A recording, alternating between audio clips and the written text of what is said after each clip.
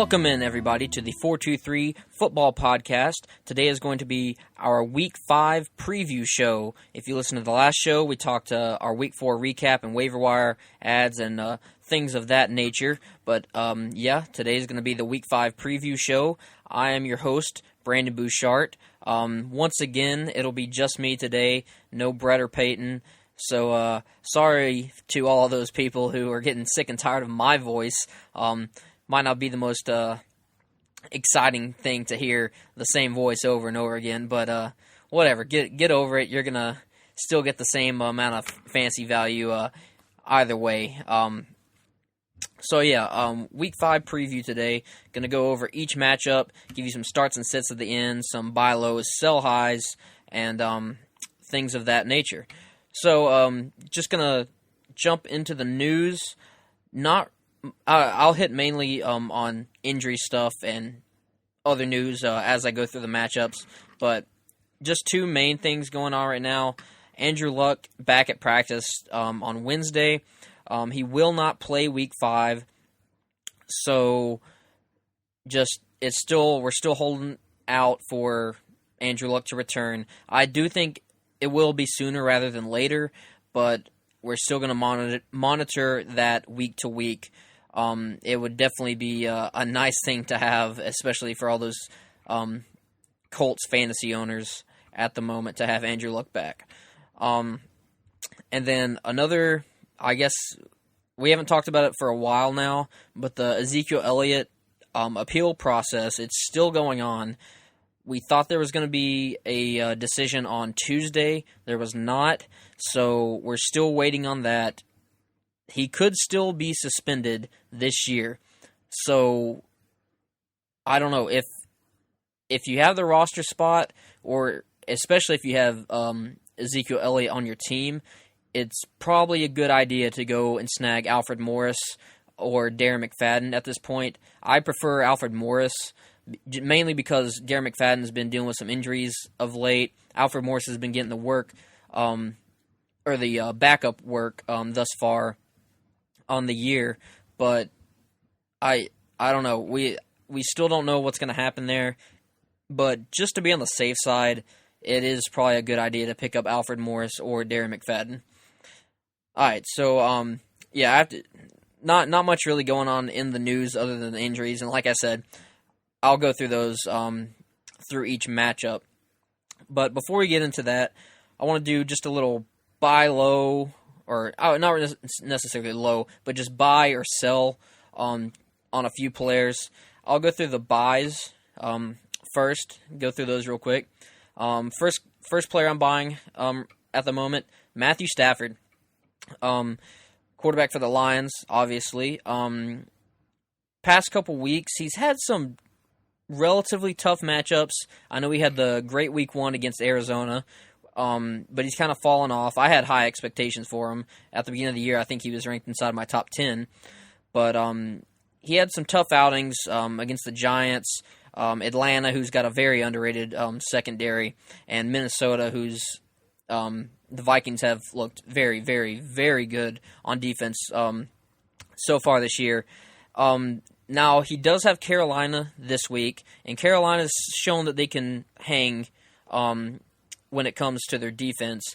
So it might be one more week away for when Matthew Stafford gets back to getting around or averaging around 20 points a game, which is really what you want in a QB1.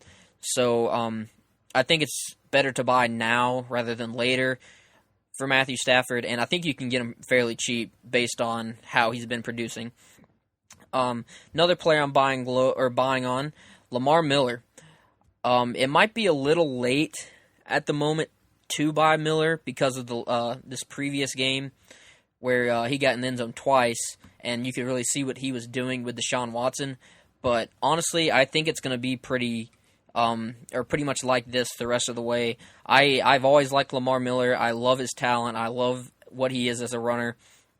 And with Deshaun Watson coming into his own and really opening up the offense now, I think it's going to be wheels up for Lamar Miller, and I'm definitely targeting him in trades. Let's see. Got 3 wide receivers I listed as buys because there's honestly a lot right now that I think people are kind of low on, or they were lower on early in the season. But Chris Hogan, I like I said in the last show, I really like Chris Hogan, honestly, or I like him especially on some rosters more than Brandon Cooks, just because I'd rather have a player that gets that consistently gets around 10 points or 8 to 10 points a week rather than a player that gets 30 one week and then, okay, 30 is a bit exaggerated, but 20 one week and then maybe 3 or 4 another week. If you like those boom-bust players, then yeah, keep with Brandon Cooks. But I think Chris Hogan is a very, very good option. And again, might be a little late to buy Chris Hogan at the moment because he is scoring touchdowns relentlessly in that Tom Brady offense. But I definitely see the production being there and the consistency especially. Also got Will Fuller as a buy. We finally saw, or he came back last week and we saw what he could do. 2 touchdowns in his opening game. And Deshaun Watson seems to have a connection with the guy. Obviously, DeAndre Hopkins is the number 1 on that team. He's going to get most of the targets. But I do like Will Fuller, especially for the fact that all the tight ends on Houston right now, other than Ryan Griffin, are pretty much hurt. And Ryan Griffin's no superstar. He's not going to draw that many targets. So I really, really like Will Fuller as a buy candidate. And honestly, right now, you can most likely get him on your waivers if you haven't already. But if not, I definitely would go out and try to trade for him. I wouldn't give that much for the guy because, again, he's more of a lower end, maybe even wide receiver 3. I think that's probably his ceiling, but he definitely a good flex play. And then last buy candidate I have Randall Cobb. Randall Cobb, obviously, the past couple years has been rough to the guy. He's been injured. He's been inconsistent. He really hasn't, mainly been on the field. That's been the biggest issue. But right now, we're really seeing what Randall Cobb is used to doing and has done in the past. The guy has been a wide receiver 1 in the past. He's been there and scored double-digit touchdowns in that Aaron Rodgers offense.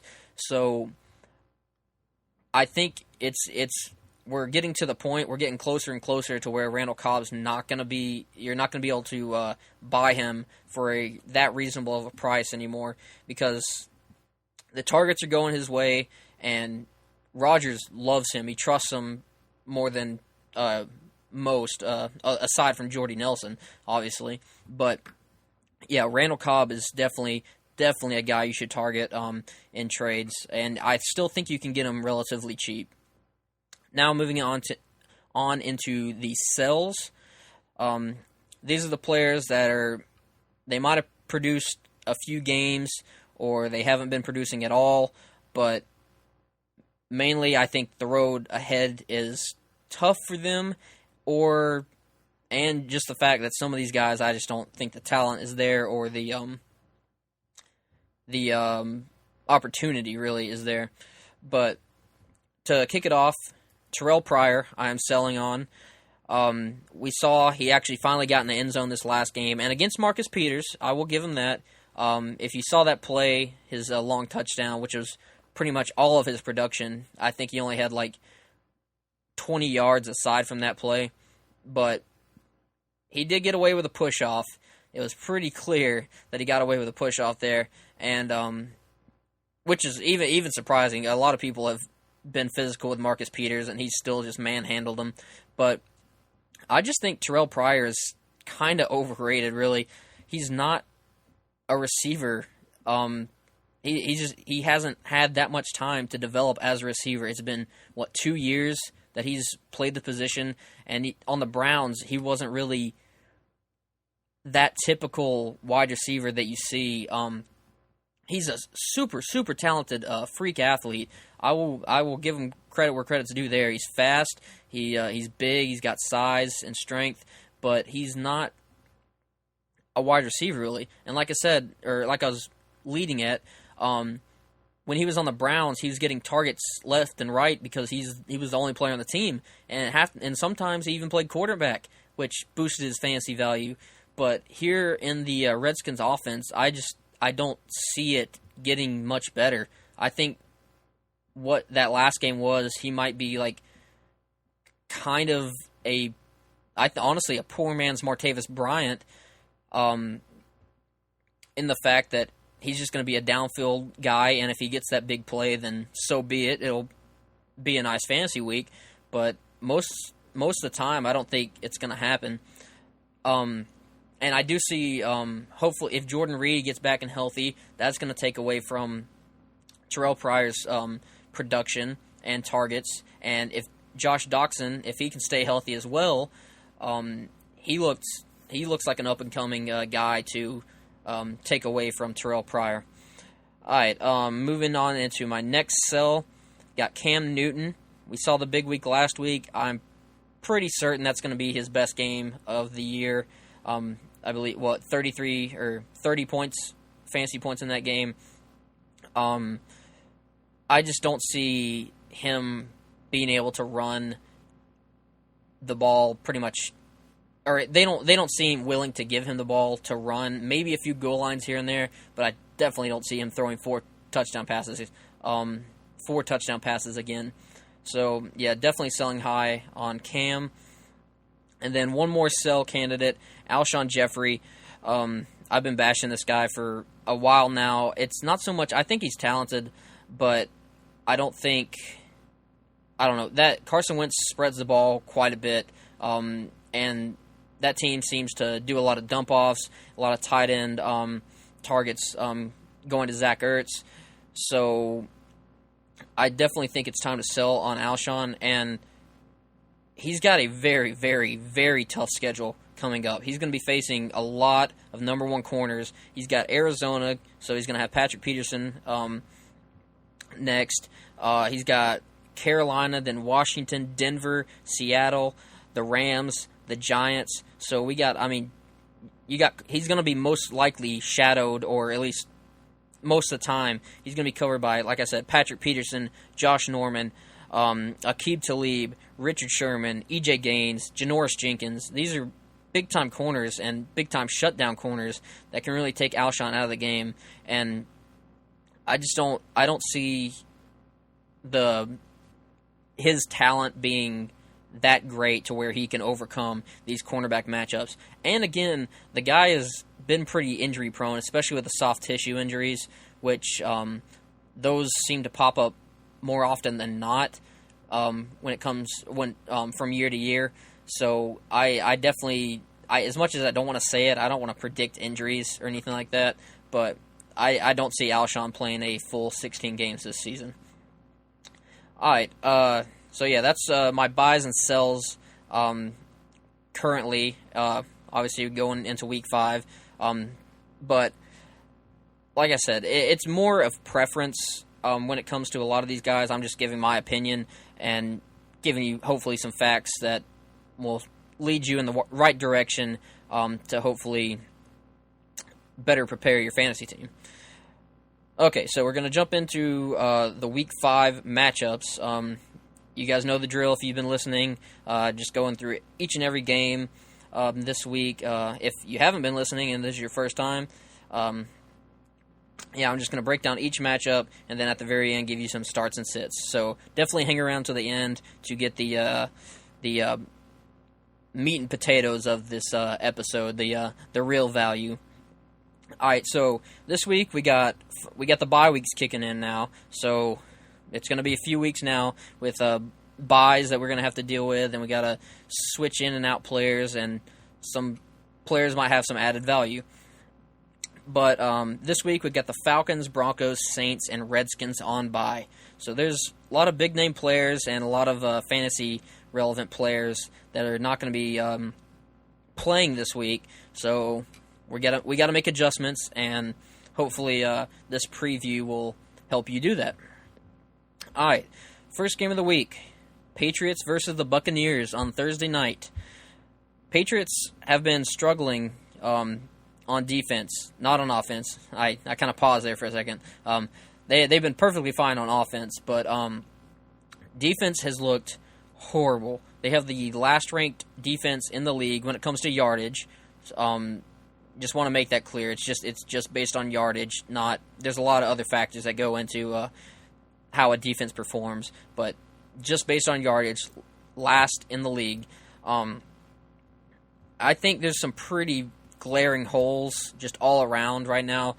Obviously, Dante Hightower's been injured the past couple weeks, and I think he's one of the focal points of that defense. He really makes that thing run, but that secondary is terrible. It is so bad. Malcolm Butler, I haven't been a fan of Malcolm Butler as long as he's made a certain interception in a Super Bowl.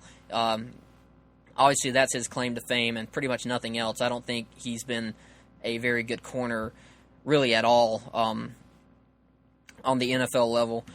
But, yeah, a lot of glaring holes in that defense, which can be good for the Bucs. Obviously, Bucs get Doug Martin back this week. It's kind of a little, I don't know, it's kind of hard to gauge what Doug Martin's going to do.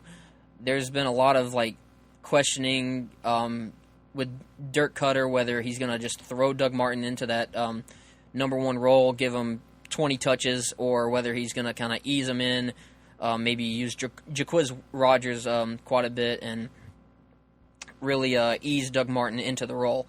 But the Patriots give up a lot of points to the running backs. Again, like I said, with the struggling defense and everything. So Doug Martin, I do like him this week. I think, especially with buys, there's a lot of big running backs that are not going to be playing in this week, and a lot of running backs that have been injured. So if you have Doug Martin and you've been waiting on him, I think it's best, honestly, to roll him out there. Now, on the other side of the ball, the Patriots, Gronk just popped up on the injury report with he's questionable now with a thigh injury. He did travel with the team, so that's definitely a good sign. I think it's going to be a game-time decision, but just something to monitor. If you have Gronk on your team, you definitely might have to get him out of there if they say that he's going to be out tomorrow night. I do expect a high-scoring affair between these two teams. Again, Patriots defense looking pretty bad, and the Buccaneers defense, they haven't looked great, and they've had a ton of injuries. I think there's already quite a few people listed as out. I think Levante David's already out. So I definitely think both offenses have easy matchups this week. When it comes to the Patriots running backs and wide receivers, because Tom Brady's gonna be fine. If Gronk plays, he's gonna be fine. Now, when it comes to the Patriots running backs and wide receivers, it's hard to trust guys. I like Chris Hogan the most just because he's consistent, but when it comes to the running backs, I don't know if Gillislee's going to get the goal line carry or 3 goal line carries and get in the end zone all 3 times, or if James White's going to take a bunch of the work. Brandon Cooks, again, you're playing him, but boom bust, so it's hard to tell what he's going to be able to do. I do actually like Danny Amendola, and I'll say on the other side of the ball, Adam Humphries in this game. I think both of those guys can be good check downs throughout this game, which I do, like I said, I think it's going to be a high-scoring affair. Now, that being said, I got the Patriots winning this game. Obviously, Brett and Peyton aren't here, so they can't give you their picks, but I guess I'll go through and give you mine this week. So, yeah, Patriots over the Buccaneers on Thursday Night Football. Now, moving on to the Bills and the Bengals. Bills coming off an impressive win over the Falcons. They're starting to actually come into their own, and really that defense, the Bills' defense, looks incredible. They have shut down most teams thus far this season. But I guess on the offensive side of the ball, which that's where the fantasy value is, not the defense, I like Tyrod Taylor. I like LaShawn McCoy, and I like Charles Clay. I think that's going to be about the extent of it for the rest of the season when it comes to the Bills. Maybe Zay Jones actually steps up and shows something, but that remains to be seen. I do like Mike Tolbert as a handcuff. He has been getting quite a bit of work, honestly, but LaShawn McCoy's the guy as long as he is healthy. Now, the Bengals, they're still trying to figure out that whole running back rotation. If you listen to the last show, I talked about how I was kind of cooling on Joe Mixon right now. They still have kind of a rotation going on. Giovanni Bernard has looked the best out of all three of them. Even Joe Mixon, I think this past game, 17 carries for 28 yards, I believe it was. Not too good there. And most of those carries came when they were up by a ton, and you thought he could really expand his role and show something there. But really, he honestly hasn't. And it's not going to be easy against this Bills defense, as I mentioned before. So, that being said, I got the Bills winning this game. Jets and Browns. Oh, yeah, the Jets and the Browns. Dumpster fire of a game. I don't think it's going to be very exciting at all. Granted, it is football, so I could be wrong. Something could happen. On the Jets side of the ball, Matt Forte still dealing with a toe injury, so I expect him to not play in this game. So I expect a very, very big game from Bilal Powell, who really I've been talking him up for a while now. I guess he could have been on my buy list as well, because I think Bilal Powell is a very, very good running back. I think he's a great pass catcher as well. He's quick. He's stronger than people think. So I know was Elijah McGuire. People are worried about him taking some carries away from Powell, but I really don't see that. I think it's Powell's job from here on out. And hopefully, I don't want to cheer for Forte to be done with football, because I like Forte. It's fun to watch Forte play, and he's been a good back, even last year. But I think it's time to let Bilal Powell just run with that job and see what he can do.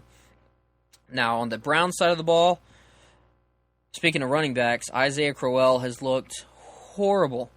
Absolutely horrible. Now, I know a lot of people have been considering dropping Crowell, but I think it's a little bit early for that. Again, Deshaun Kaiser he's a young quarterback. It takes him a while to get things going, and if it takes the quarterback a while to get things going, it's going to take the offense a while to get things going. Obviously, we saw this with in Houston, Deshaun Watson, which obviously he's a much better quarterback than Kaiser, but it took them a while to get going as well. And then Lamar Miller, we saw this big week last week. I think Crowell can still rise up in fantasy, but I don't know. It might still take a few weeks. I'm still kind of holding on to him. No one's taking anything for him or giving away anything for him right now, so I think it's best to hold on to him, not drop the guy. And also, none of the game scripts have really played in his favor. The Browns have gotten down by a lot pretty quickly, and then Duke Johnson comes in and looks fantastic. Which if I were the Browns, I would move towards Duke Johnson as the runner or as my primary back. I like Crowell and everything, but Duke Johnson he's a very, very underrated player. A lot of people look at him as just a pass catching role, but he's like Tevin Coleman. He can be a number one back, and I think Duke Johnson is the guy to own right now, especially in PPR. Now, with that being said, Jets. I got the Jets winning this game over the Browns. All right, Panthers and Lions. I think this is going to be a pretty good game. I expect a low-scoring game, so I don't know. From a fantasy perspective, I don't really see it being that great. I wouldn't say almost avoid starting any player, but I do believe it's low-scoring. So, watch. After I say this, and it'll be low-scoring, they'll combine for like 80 points and then just destroy that prediction. But Panthers appear to be back after great win last week to the Patriots. Lions have a much tougher defense than the Patriots, though, so that's kind of my reasoning behind it being low scoring, because both the Lions and Panthers have shown that they've had Pretty good defenses so far this year. One thing to monitor, Kelvin Benjamin did not practice on Wednesday, dealing with a knee injury. I don't really like him in this game, regardless of whether he plays. He's going to have to face Darius Slay, most likely. And Darius Slay, as if you listened last week and listened to Brett say, the guy slays. How can you go up against a guy who slays? But I do like Devin Funchess in this game, actually. With Greg Olsen being out now and the middle of the field being open, I think Cam Newton, as much as I don't like Cam and his ability to throw the ball, I think Funchess is a big enough target to for Cam to actually make somewhat decent throws to. And with Kelvin Benjamin being shadowed by Darius Slay, I think Devin Funchess actually has a pretty good game this week. But I will take the Lions to win this one at home against the Panthers. Now we got the 49ers and the Colts. I like Carlos Hyde. I like Pierre Garçon. Don't really like anyone else, really. Because 49ers really haven't produced anyone else that can be a fantasy option of late. Maybe down the line, but definitely not now. I'm not going out on a limb and picking up Brian Hoyer or anything like that.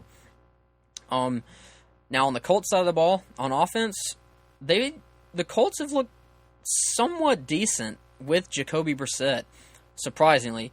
I don't know. Jacoby Brissett's going to be one of those guys, those backups you see all the time, like Matt Flynn or Brock Osweiler, that come in for like one game and everyone freaks out. And he's definitely going to get some money here in the future. I don't think he's that great of a quarterback, but I don't know. He's definitely adding to his value with these couple of games. I still think there are pretty much no reliable fantasy players on the Colts as long as Luck is out. 49ers defense is vulnerable, but they've been okay. I don't know. I feel like T.Y. Hilton, Dante Moncrief, Frank Gore, Jack Doyle, one of these guys could have a decent game, and honestly, one of them probably will, but I'm just not confident at all in starting any Colts players. Which is why I'm taking the 49ers to win this game as well. All right, Titans and Dolphins. Dolphins, I think this is their first home game of the year. Either way, they are at home this week. Both teams, both the Titans and the Dolphins, coming off disappointing performances last week.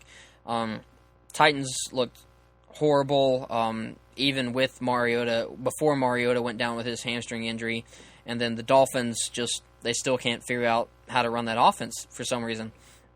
But yeah, as I mentioned, Marcus Mariota dealing with a hamstring. He was limited in practice. Apparently he didn't do much. Cameron Wolfe, ESPN Titans reporter, actually tweeted out Mariota is probably on the wrong side of questionable right now. So in theory, he is doubtful. So Matt Castle might be starting for the Titans this week, which really that Titans team doesn't work at all without Mariota. Mariota is the guy that makes that thing really click. And I fear it's going to trickle down to pretty much everyone. If he doesn't play, I'm definitely not starting any receivers. Now, running backs, they might lean on the running backs quite a bit. DeMarco Murray and Derrick Henry are starting to split carries more and more. And DeMarco's still, honestly, kind of dealing with his hamstring as well. I don't think it's nearly as severe and as recent as Mariota's. But, I don't know. DeMarco Murray and Derrick Henry, the splits has me worried, especially as a DeMarco Murray owner. As a DeMarco Murray owner, I'm worried. As a Derrick Henry owner, I'm encouraged. But I don't know. It's just something to monitor. I feel like we're just going to have to watch week to week and see how the carries play out and who's getting the production. But I still think Murray is the guy as long as he's healthy and fully healthy, and as long as he's producing as well. Now, the Dolphins, on underperforming, not only in fantasy, but in the actual game of football as well. They do have a decent matchup to bounce back for pretty much everyone on the offense, because it's been kind of down across the board for their offensive weapons. But if Mariota doesn't play, on top of the fact that the Titans really haven't had that great of a defense this year, obviously we saw what happened last week with Houston. Obviously Jay Cutler's not Deshaun Watson. He's not going to be the mobile guy like Deshaun Watson.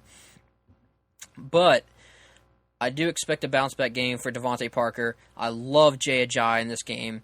I think they lean on him quite a bit. I think they really get the running game going, which hopefully that's the main goal of the Dolphins going forward, because I think if they just focus on a running game, get Ajayi at least 20 carries a game, if not more, it'll really open up everything else, and it'll really move the offense down the field.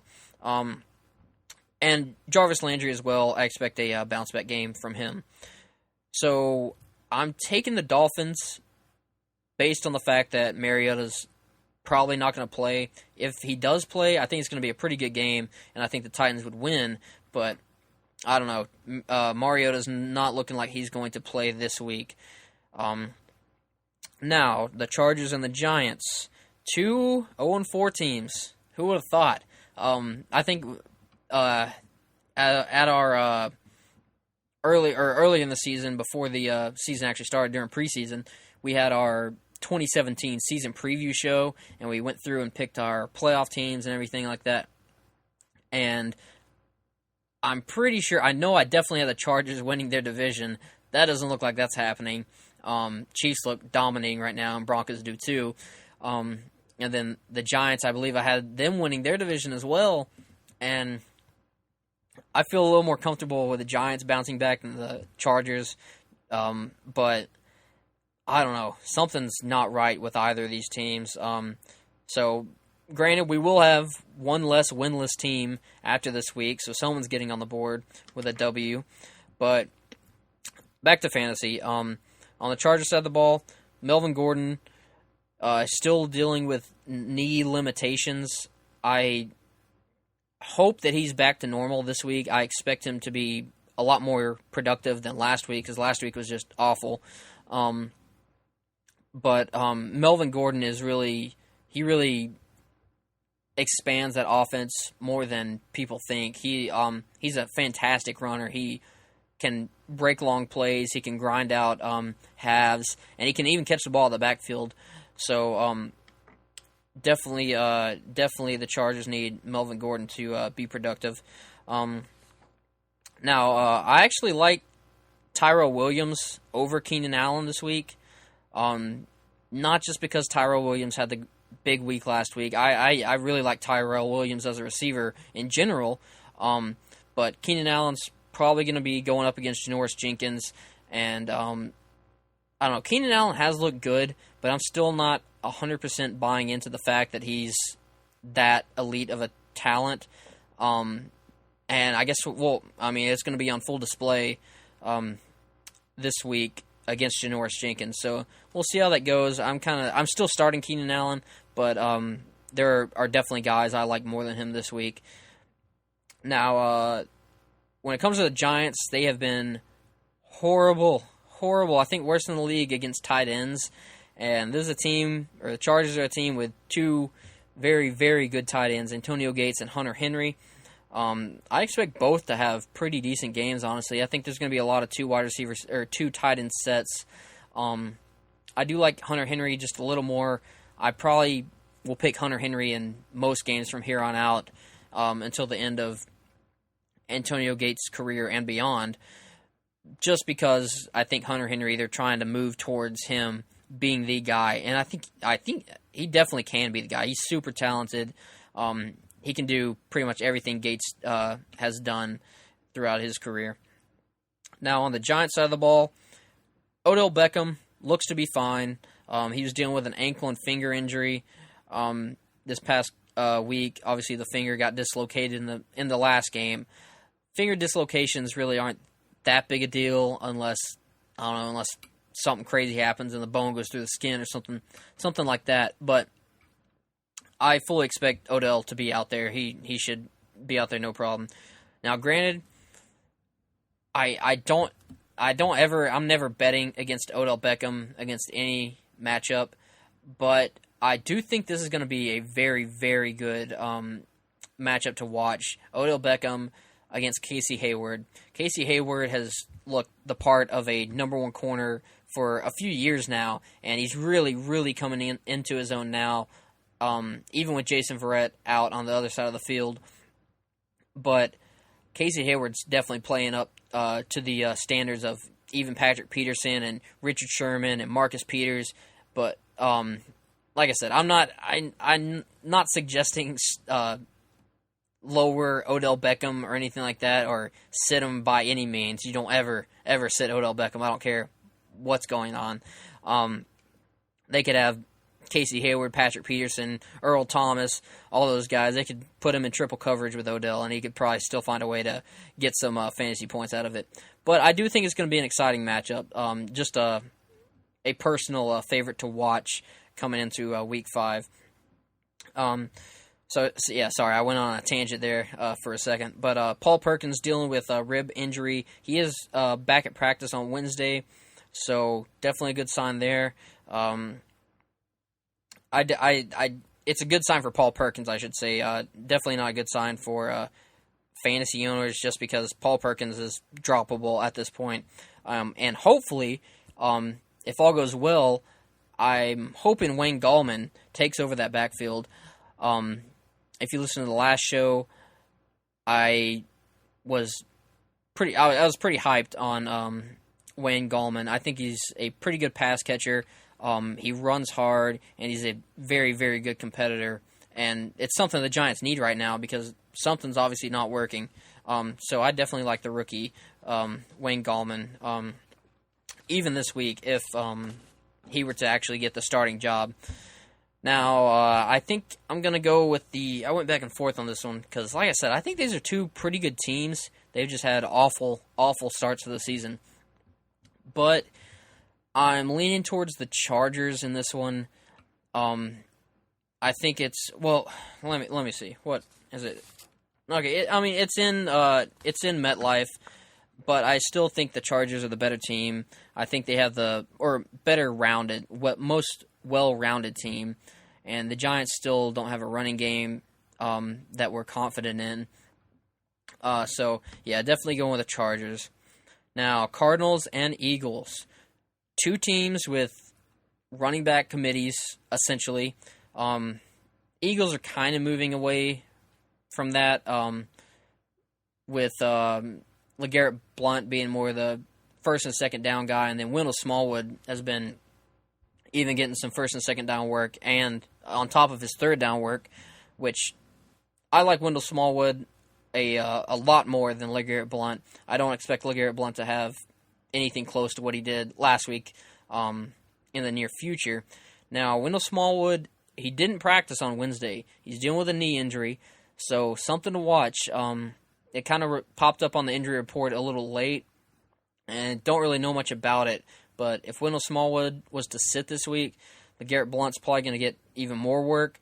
Corey Clement actually has been getting a few carries here and there, but I don't know.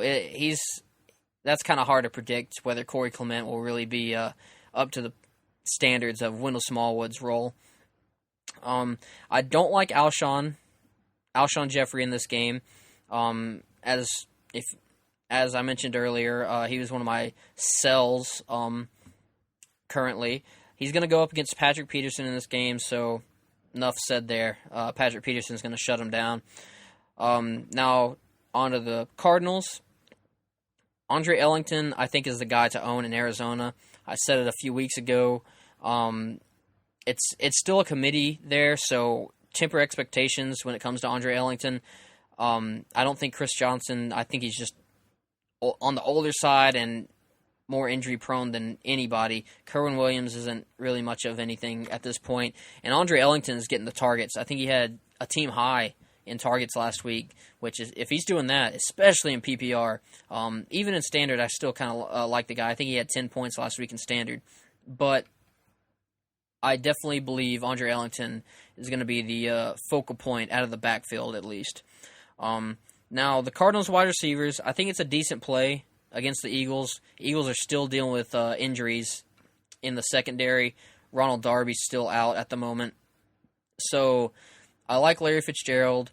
I don't know. When it comes to the other guys, it's when it comes to John Brown, Jerron Brown, J.J. Nelson, it's honestly kind of random who's going to be the guy that week. I don't know. It's hard to pick. I don't really want to pick a guy. I kind of like Jerron Brown more than any of those, just as a talent. I think he's just as fast as John Brown, and he's got the size of Larry Fitzgerald, honestly. But yeah, Larry Fitzgerald's the go-to guy in that offense. He always will be. But yeah, when it comes to other guys, just kind of pick and choose. All right, Jaguars and Steelers. Sorry, I'm running a little slow right now, so I'll try to pick up the pace. Jags and Steelers. Jags have a stout defense. Steelers have a pretty potent offense, so I don't know. Could see a very good matchup in this game. You're obviously starting Le'Veon, Antonio Brown, and Fournette. Another bad matchup for Martavis. I know people have been getting kind of hyped with Martavis, seeing him just barely miss some long balls on some touchdown throws, but I don't know. Martavis is still he's obviously going to be that boom bust guy. It might happen this week, it might not. But it's definitely not a friendly matchup. Ben Roethlisberger, he's back at home, so I can understand starting him in a difficult matchup. If you plan on just starting Ben Roethlisberger solely at home, because at this point he's not startable on the road. But yeah, so like I said, you know who you're starting in this game: Le'Veon, Antonio, and Fournette. They're pretty solid. I got the Steelers winning this game at home. Now, Ravens and Raiders. Ravens can't seem to do anything on offense, and that's about all I'm going to say. They don't really have reliable fantasy players at the moment, in my opinion. Their receivers aren't catching that many balls. Joe Flacco looks like a mess. Alex Collins might be the guy to own in PPR. I definitely think there's much more value in PPR. In standard leagues, I'm not really going near any of these guys. However, I do think Benjamin Watson has a decent game this week. Now, the big news in this game, Raiders and Ravens, Derek Carr is going to be out at least 2 weeks with a back injury, so it's going to be E.J. Manuel. He looked okay in his limited role this past week, but definitely, you got to lower your expectations when it comes to all Raiders. I don't think Marshawn Lynch is really reliable anymore, especially because the Raiders most likely won't be able to get down the field with E.J. Manuel at the helm. Michael Crabtree may not play, dealing with a chest injury, and Amari Cooper dealing with drops and just not being reliable at the moment. And as I said, E.J. Manuel starting, it's not going to help anything. Seahawks and Rams. I surprisingly expect a high-scoring game here. I know these are two very, very good defenses, but I don't know. Seahawks and Rams always seem to put up higher numbers than expected. Obviously, last week, Chris Carson went down with a broken ankle. He's going to be out for maybe the year. Thomas Rawls and Eddie Lacy are expected to get the majority of the work. So if you listen to the last show, I kind of ranked the Seahawks running backs. I went Rawls, Lacy, Procise, McKissick. So Procise might be back. McKissick definitely worth a look, especially in deeper leagues. He's an explosive guy, and we saw it last week. Now, Doug Baldwin, still dealing with a groin injury, did not practice on Wednesday. Something to monitor. It might be a game-time decision again, as last week. Now, moving on to the Rams, I don't really like anyone other than Todd Gurley in this one. And you just kind of have to like Gurley at this point, but you have to ask the question, can he sustain what he's doing? The easy part of the schedule is over. Now it's starting to get tough. Obviously, Seahawks, much tougher defense than he's faced. But Gurley's definitely looking the part, and the Rams are honestly looking the part. So, yeah, I'm sticking. I'm still sticking with Gurley at the moment, but I don't know. It could flip flop at any time. But Gurley, we know what he's done in the past. We saw what he could do his rookie year. But like I said, the matchups are going to get much harder. I do have the Rams winning at home in this one. Seahawks, I think, are still trying to find their place at the moment. Now, Packers and Cowboys, game of the week, rematch of the NFC divisional round, where the Packers came out on top in that one. I expect a very, very high-scoring affair from two very high-powered offenses.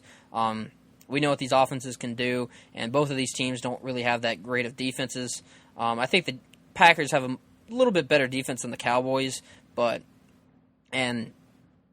Packers have obviously been missing some key pieces to their team the past couple weeks. Their two tackles, their a few defensive linemen and some cornerbacks. So if they get back, it might be a whole new Packers team than we've seen so far this season. Now, back to the fantasy relevance. You're pretty much starting everyone, granted that they play. It's more, we're more focused on the Packers side of the ball. Granted, Zeke might be suspended this week. We don't know. But that's just something we got to keep an eye on. You heard me talk about Alfred Morris and Darren McFadden earlier. Now, on the Packers side of the ball, Ty Montgomery, Devontae Adams, Jamal Williams, we're monitoring all those guys. Ty Montgomery's dealing with broken ribs. Apparently, it's up to him whether he wants to play. That's more of a concern with him, whether he wants to risk internal organ damage, because that's definitely a risk with broken ribs. So it might be a game-time decision there. Devontae Adams still dealing with the concussion. He was limited, but he's still in the concussion protocol, so don't just see limited and expect him to be back. He still has to clear the concussion protocol. And Jamal Williams did practice in full on Wednesday. He's dealing with a knee injury, so all those people that picked up Aaron Jones, it might be more of a split if Jamal and Aaron Jones both play. Now, if all those guys sit, if Montgomery, Devontae, Jamal Williams, if they all sit, I really, really like Aaron Jones and Geronimo in this game. We obviously saw what Geronimo could do when Randall was out a few weeks ago, so I expect big games from both of them. I got the Packers winning this one, shocker. Moving on, Chiefs and Texans, Sunday Night Football. Texans coming off a dominating performance where they really broke out and came into their own against the Titans last week. Deshaun Watson counted for 5 touchdowns in that game. It looks to be a really, really good game, actually. Two very similar caliber teams, both on offense and defense. They got a lot of similar pieces in how they I don't know, work their defenses and offenses, but you know who you're starting pretty much. You're starting Kareem Hunt. You're probably going to start Lamar Miller, DeAndre Hopkins, Tyreek Hill, Kelsey. When it comes to the quarterbacks, I do think the matchups are kind of tough, but I'm still willing to roll Alex Smith and Deshaun Watson out there if your options are limited.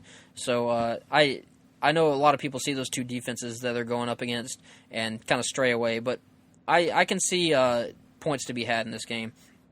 Now, I do want to mention Will Fuller. I think he could be a key pass catcher for Deshaun Watson in the future, and I think it'd be a great time to start here. Hawkins probably going to be shadowed by Marcus Peters, so I don't know. That might take away a little bit there, but I really think both of these teams are going to lean on their running games. I expect Lamar Miller and Kareem Hunt to have pretty good games this week, despite their tough matchups. I'm going to stick with the Chiefs, however, in this game. I still think they're going to stay undefeated. All right, Vikings and Bears, Monday Night Football. Bears finally made the move. Mitch Trubisky will start. On the other side of the ball, Sam Bradford, still dealing with a knee thing. Day to day, he could play, he could not. We just got to monitor that. Obviously, Dalvin Cook is done for the year with a torn ACL, so it's up in the air between Latavius Murray and Jerick McKinnon. I prefer Latavius Murray in this game, and honestly, moving forward, we really haven't seen... McKinnon's had chances in the past when Adrian Peterson has gone down, and he really hasn't shown much. I really don't like Latavius Murray as a running back either, but I do believe if it's going to come down to goal line, Latavius Murray will get the carries. Now, for Vikings pass catchers, I love Stephon Diggs and Adam Thielen in this game. It's definitely an easy matchup. Bears have looked horrible on defense. Even with Case Keenum, obviously we've seen what they can do with him. Now on the Bears side of the ball, like I said, Trubisky's going to start. Pass catchers are it's kind of hard to predict now because, it's hard to predict that entire offense, really, because we don't really know what we're going to see out of Trubisky. I think if I was going to pick a pass catcher, I'd go with Kendall Wright, just because he's a slot guy and he seems to be reliable, but I don't know. They really don't have a reliable pass catcher at the moment. I do prefer Tariq Cohen over Jordan Howard in this game. I know Jordan Howard has looked pretty good the past couple weeks, and after people were freaking out especially over the shoulder injury, but the Vikings have a very, very good defense, and Jordan Howard, I think the Bears get down quick. The game plan's not going to go right for Jordan Howard. I don't think he's going to get that much done even early on. So I think Trubisky's going to kind of lean on Tariq Cohen as a dump-off guy out of the backfield. I really think they start opening up Tariq Cohen, especially now that Trubisky is the quarterback. I'm going with the Vikings in this one. Pretty easy call there. Rookie quarterback against a very talented team in the Vikings. All right, so that's all the matchups for this week. I'm just going to jump right on into the starts and sits because running kind of close on time. All right, so I'm going to attempt to give 2 starts and sits at each position. Brett and Peyton, obviously, they're not here to give theirs, so I'm going to give 2. Definitely, however, if you haven't already, or if you have been listening to our shows, if you go over on Twitter or Facebook, anytime, we usually post our waiver wires and our starts and sits of the week around the time that these episodes release. So definitely follow us on Twitter if you want to see the full start and sit list. All right, so here we go. Start at the quarterback position. Going with Jameis Winston, playing against the Patriots. As I mentioned before, the Patriots' defense has looked very, very bad, and I think Jameis Winston can really exploit that. I think Mike Evans has a big game. I think Adam Humphries has a big game. Even Deshaun Jackson and the tight ends, I expect to have big games. All right, also got Carson Wentz as a start this week, playing the Cardinals. I just really, really like Carson Wentz as a quarterback mainly, and the Cardinals' defense, although it's got some big-name pieces, I really don't think they're that talented. They don't really have that much of a pass rush or anything like that. So I think Carson Wentz has good time to throw, and I think Zach Ertz, along with Aguilar and Torrey Smith, and even the run game, have pretty good games. Again, I don't really like Alshon in this game because he's going up against Patrick Peterson. All right, sits at the quarterback position, going with Andy Dalton against the Bills. Bills have a very, very good defense, and they've shown it in the past couple weeks. I still think they, if I remember this right, they still haven't allowed a touchdown to wide receivers this year. And even though Andy Dalton had the big game last week, it was against the Browns. I don't expect that at all this week. Also sitting Jared Goff, playing against the Seahawks. I think it's going to be more of a Todd Gurley game, and that secondary can really make it tough on young quarterbacks such as Goff. All right, moving to running back starts. Got Bilal Powell going up against the Browns. I don't expect Forte to play in this game, so I do believe Powell basically just runs over this Browns defense. Now, granted, the Browns have had a pretty good run defense the past couple, or so far this season, but I think Bilal Powell is great at getting out in space, and I think the Jets are pretty good at getting him out in space to really exploit defenses. And yeah, I expect a big game from Bilal Powell. I'm also starting Jay Ajayi. Jay Ajayi going up against the Titans. I think, like I said earlier, I think this is, or Jay Ajayi needs to be, or the run game specifically needs to be the focal point of the Dolphins. I know they have Jay Cutler, who's a gunslinger, and these exciting receivers, but if they want to get something really going and a balanced offense, they gotta get Jay Ajayi going. And I think he has a big game against the Titans. Now, my sits at the running back position, Latavius Murray for one. I know he's probably going to get the starting role now, going up against the Bears, which is a pretty decent, not a decent matchup.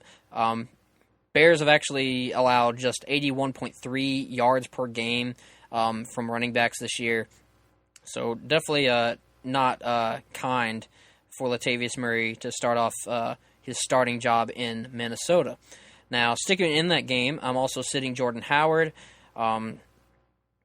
Vikings, I think, are just going to get up quick, and the game flow is just not going to be in Jordan Howard's favor. So, I'm not liking Jordan Howard this week. Wide receiver starts Mike Evans. Obviously, you heard me talk about Jameis Winston and my love for him. I really like Mike Evans in this game. I don't like Malcolm Butler as a cornerback or that secondary in general. So I think Mike Evans really exploits that. And honestly, I think he gets in the end zone twice. Then I got Randall Cobb as a start of the week going up against the Cowboys. If Devontae sits in this game, I really think they're going to do a lot of dump-off passes to Randall Cobb and maybe even some stuff out of the backfield if the running backs are hurt. So I definitely expect a big game from Randall Cobb. Wide receiver sits Amari Cooper going up against the Ravens. No Derek Carr. That's pretty much all that needs to be said. Jimmy Smith for the Ravens is a very, very reliable cornerback. And Amari has obviously been struggling the past couple weeks. Also sitting Alshon Jeffrey. Won't go into much detail there. Facing, I already mentioned that not liking him this week. Facing Casey Hayward. Not Casey Hayward. Oh, God, I got that mixed up. Well, either way, he's got a bad matchup. You heard it earlier. Sorry about that. Tight end position, I'm starting Hunter Henry against the Giants. Giants have been giving up a ton of points to the tight ends this year. I really like Henry in this game. I also like Charles Clay going up against the Bengals. I actually expect the Bills to pretty much dominate this game. I don't expect much from the Bengals, in fact. And Jordan Matthews is going to be out for a while for the Bills, and Charles Clay is definitely the reliable guy for Tyrod Taylor. Now, tight end sits Jason Witten going up against the Packers. Witten's kind of been on the decline the past couple games, and the Packers' defense has actually looked pretty decent, and especially in their new packages or defensive packages, Morgan Burnett's been kind of a nickelback almost, and with him being most likely on Jason Witten, I definitely expect a poor game from him. And Tyler Kroft, sitting him as well. I do like Kroft for the future, but he's going up against the Bills, and Bills, like I said before, I think they dominate this game. Now, quick, I'm going to list some defenses, and then I'll close it out. Defenses, starting the Vikings over the Bears, and starting the Bills over the Bengals. When it comes to sitting defenses, sitting the Patriots, they're playing the Bucks, and sitting the Cowboys, playing the Packers. So no surprises there. All right, so yeah, that's the show for today. Tomorrow we will have definitely Brett on, maybe even another guest or two. Hopefully we'll get the sound issues fixed. I know we've been having some problems when we do more than two or three mics lately. So hopefully we'll get that fixed. But like I said before, I went through the starts and sits and everything, went through the matchups, but if you really, really want to stay up to date and just see everything laid out in front of you, follow us on Twitter at the 423 Football, like us on Facebook, subscribe on iTunes, Google Play, and YouTube, give us a like, leave your comments and reviews. Thanks for listening. We are the 423 Football Podcast.